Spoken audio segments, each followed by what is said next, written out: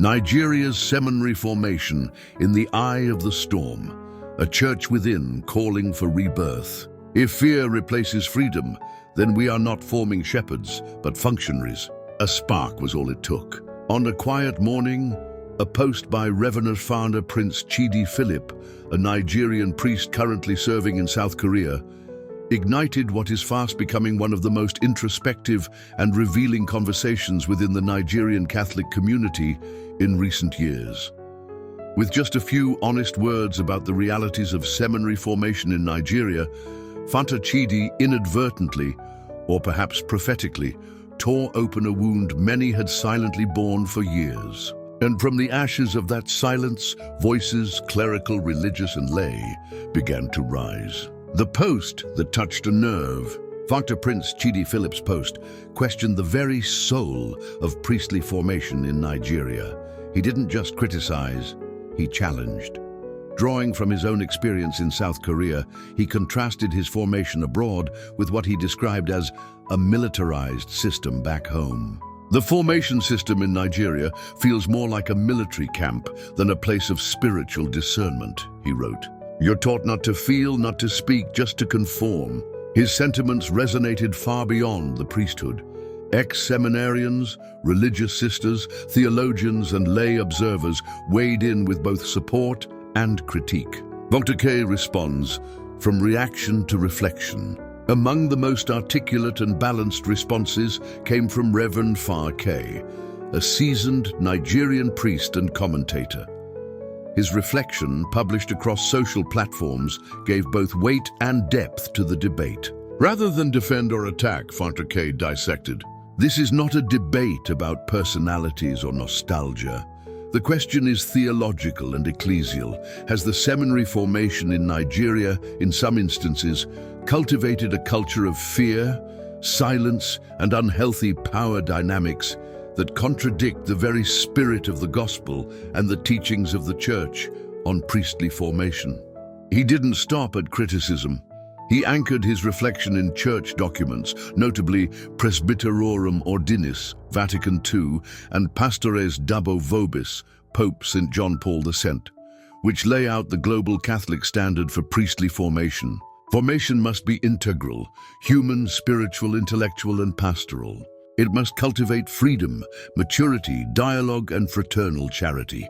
Formators must be just and discerning, not authoritarian. Seminarians are not passive recipients, but co-discerners of vocation. If the Nigerian formation system undermines these principles, he warned, then the system is not aligned with the mind of the church. Clericalism, the virus beneath the surface. Dr. K and others, including Dr. Angelbert Chikir and Catholic writer Lawrence Nwachukwu, identified clericalism as a root problem. That unspoken rule that says, you are nothing unless Father says you are something.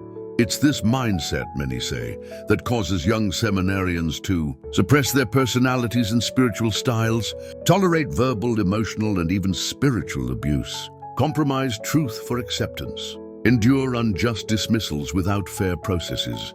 Seminary should be a place of discernment, not political survival, Dr. K insisted. Diverse voices, same cry. The viral nature of this discussion brought a flood of testimonies. Ex-seminarian Bruno called the system broken, alleging that many genuine vocations were lost to bias, politics, and favoritism. Senior Juliana Kemi Osiemi, EHJ, cautioned against sweeping generalizations but acknowledged the need for systemic introspection and reform. Catholic apologist Finian lamented the absence of spiritual discernment among vocation directors. Theologian Kelechi Okwo downplayed the criticisms and argued for the contextual toughness of Nigeria's formation terrain. Other priests anonymously shared stories of manipulation, threats, or dismissals for simply asking questions. A haunting question began to rise among the reactions. Are there men who were truly called to the priesthood but were never ordained? Are there others who were ordained but never truly called? Reclaiming the gospel vision. If priestly formation is to reflect Christ, the Good Shepherd, then the church in Nigeria must return to its foundations. Formation is not meant to mold men into clerics who simply look the part. It's meant to configure men to the heart of Christ, who listens, accompanies, corrects in love, and gives himself for the sheep. According to the Church's vision, obedience is not servitude. Fraternal charity is not silence in the face of injustice. Discipline is not domination. And discernment is not political alignment. From fire to reform, where do we go from here? Dr. K offers a roadmap that many agree is both pastoral and prophetic. From reaction to reflection, less noise, more depth. From personality to policy, anchor our debate in church documents, not personal history.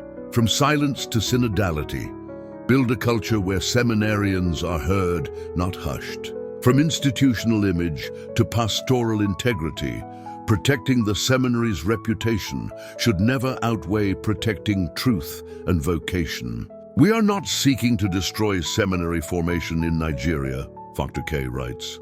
We are calling for it to be purified, to reflect the mind of the Church and the heart of Christ. Conclusion, will the Church listen? The Nigerian Catholic Church now stands at a theological and pastoral crossroads. Behind every cassock, every vocation story, and every priestly ordination is a process that must be re-examined, not out of bitterness, but out of love for the Church. This is not an attack. It is a plea for accountability, for reform, and ultimately for renewal. Because the Church in Nigeria doesn't just need more priests. She needs holy, whole, and human ones. And maybe, just maybe, it's time to ask, are we forming men for the kingdom of God or for the comfort of the institution?